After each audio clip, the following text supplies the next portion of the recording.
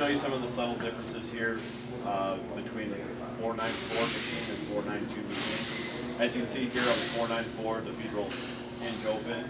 They can also be unpinned and taken off onto the stand, like you'll see sitting over there. On a 492 machine, you either have to take them off onto a stand, it's a prefabricated stand, or you can leave the feed roll set on your tender.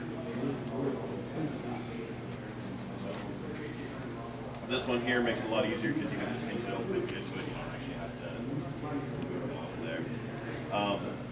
Some of the differences on the knives. The knife on 494 machine is a cupped knife. It is a one position knife, where on the 492 you actually move the knife out at 50% of its life. You're actually going to readjust them. You're going to back the shear bar back out, readjust the knife back out to the bar. This one, it's going to stay in there for the duration of the knife life. So there is no readjustment. What's the knife life comparison to the old ones? It's going to be basically the same. It's just that the way it's designed, you're not going to have to readjust it. Real quick, Woody, did we not have somebody writing questions in this? That's me. I'm gonna have to figure out how to tape and write questions at the same time here. I'll figure it out. Okay. Setting these ones up is a little bit simpler too. There's these little blocks. Who runs a 492? Who's got a 494? Everybody's got 492 then? Okay. We'll go over this just a little bit, just so you have an idea how these ones go in. Then we'll spend some more time on that. These little blocks will sit on there, and there's a little lip on there. That's what's going to index the knife to the cutter drum. Otherwise, when it's bolted in, it's just going to have this kind of concave washer that's actually bolted in there. So what you would do is use these to set your first knife to the drum, and then after that, set it on here real quick. Come on up here, guys. Have a look.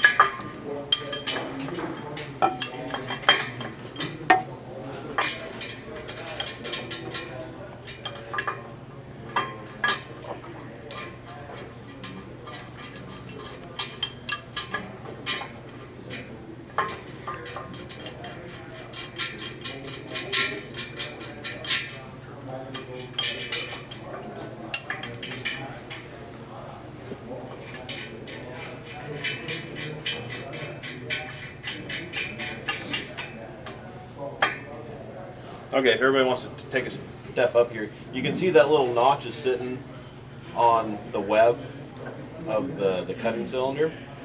That's what's going to set that knife, because there is a little bit of slot in there where the knife will actually sit in there and kind of rock out a little bit. You won't have any side to side, where on those ones with the 4 bolts you'll have some side to side you'll have to adjust out of them.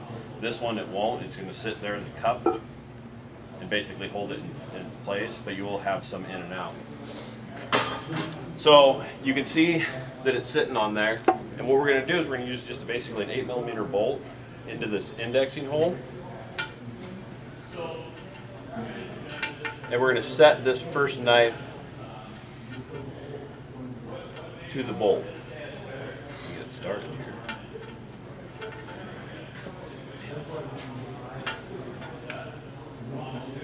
That cutter head there, what's the first year that come out with that? 2008, I believe, somewhere in there. 494 came out. Yeah.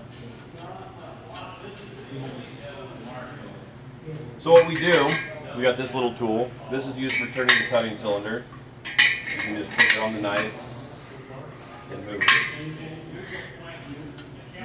So on our first knife. Hey Todd, let me interrupt you real quick. I got the video going. Can you move to the other side there? Perfect. I don't want to put your back to the guys, but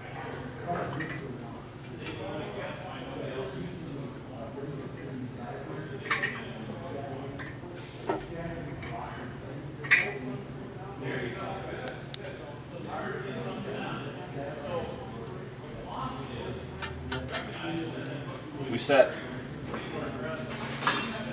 our first knife to that bolt with those blocks.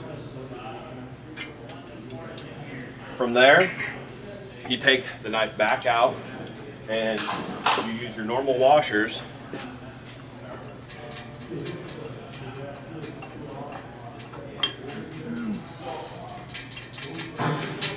So just to be clear, Todd, that's a special tool that That's you're a taking special off tool of that that comes comes with with the there? machine. Okay.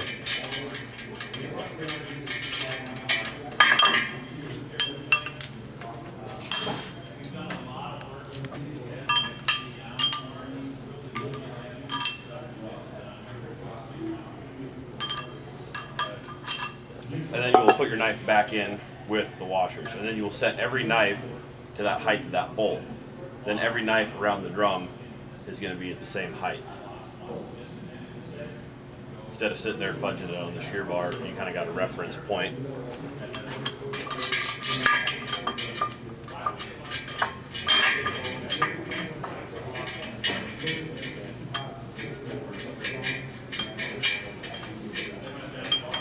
And so we just took the old knives out. What do we do with the bolts that were in there?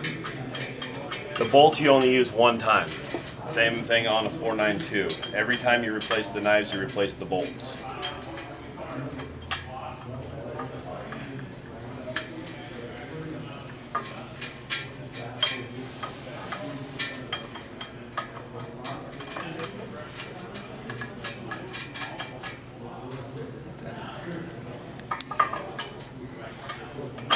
And see, on this you still have, like I said, a little bit of rocking force going back and forth, so you can set that to the bolt.